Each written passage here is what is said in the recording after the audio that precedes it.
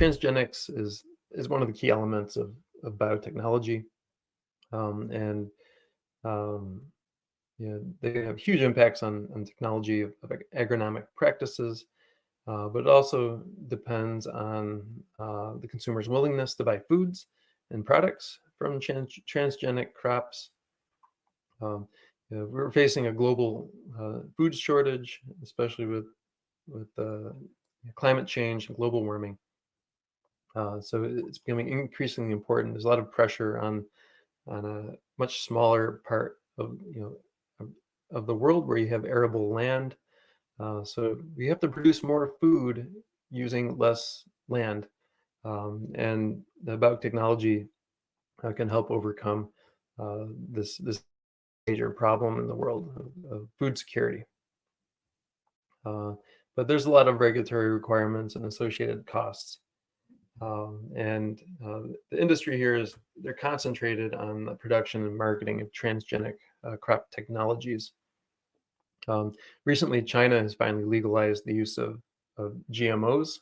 So they've been using BT corn, which is a corn that contains Bacillus thuringiensis, which is an endotoxin and helps reduce the impacts of herbivores, especially insect herbivores, on plants. So more and more countries are embracing genetically modified organisms. So these will be adopted only if they provide economic benefits to farmers. And the technologies, a lot of these are embodied in the seed. For example, what I just mentioned, the transgenic insect resistance with BT, Bacillus thuringiensis.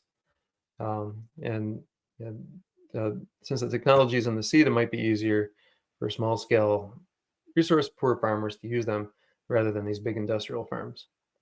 But on the other hand, some biotechnology packages, particularly in livestock and fisheries in areas, this requires a certain institutional and managerial environment to be able to function properly.